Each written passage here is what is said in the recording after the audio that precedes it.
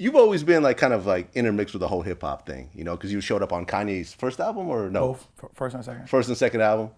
I heard weren't they trying to get Bernie Mac and they couldn't reach him? Yeah. Well, he wanted Bernie. I think Bernie wouldn't call him back. I forgot what the whole thing is. Kanye would have to give you a 2-hour conversation about that.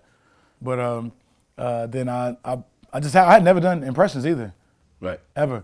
So when I went in there, I did a London voice and I did another voice, and then finally I just hit it. Kanye, I'll talk to you. And I sincerely did not sound like Bernie to me.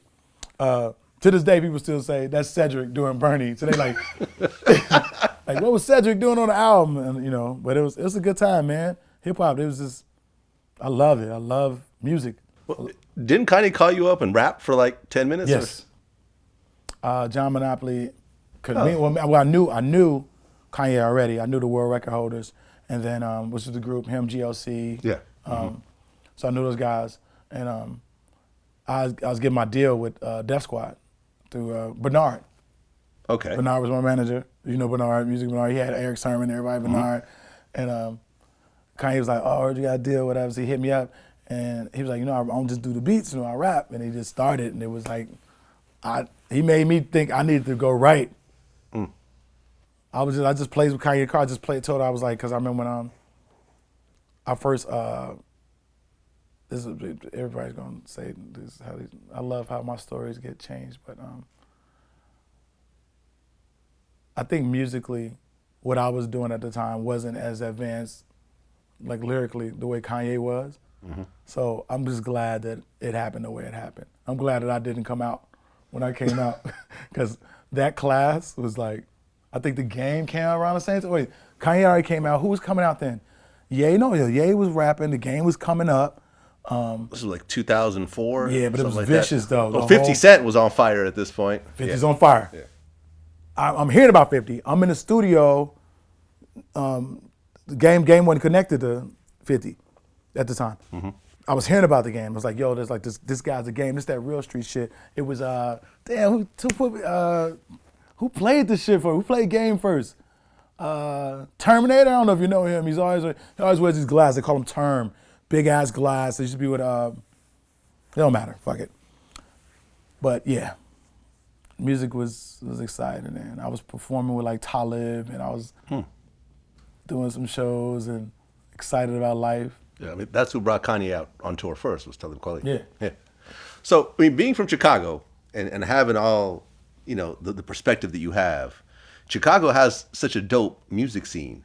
Yeah. Today, with the whole, you know, that started out with the drill scene and kind of evolved into what it is today. And people stealing the hell out the drill. Yeah, exactly. Which is essentially gangster music.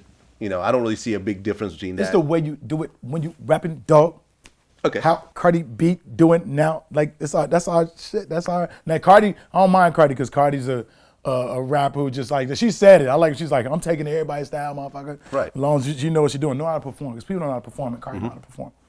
But yeah, drill is ours. House music is Chicago's. Yep.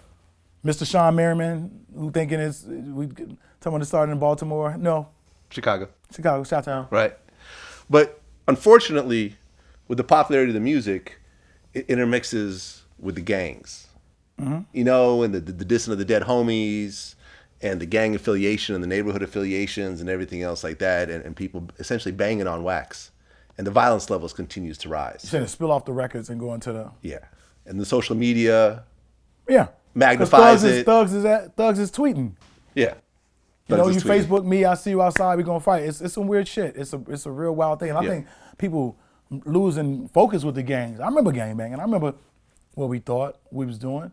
Whole lot of fisticuff type, you know what I'm saying? But where it's at now, you don't really know what gang you in.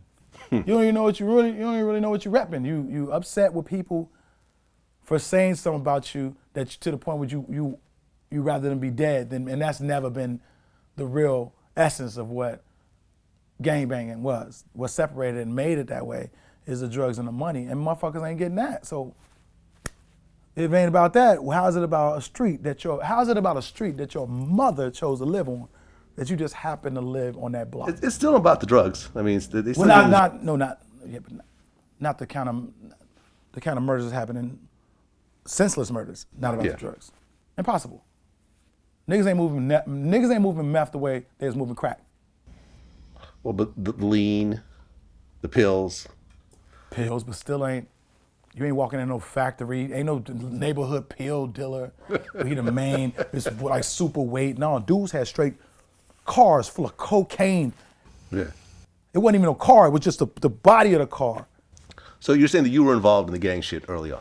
I'm saying that I mean, not involved in gang shit. I mean, everybody wants to be in the gang, but yeah, I would say I would think I'm affiliated. Yeah. I was thinking I was affiliated, you know. We live there. We live in there. You got to pick a side.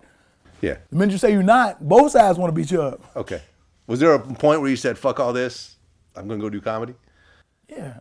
All I was growing up, it was all of, I mean, it's weird, it was always about money for me. Yeah.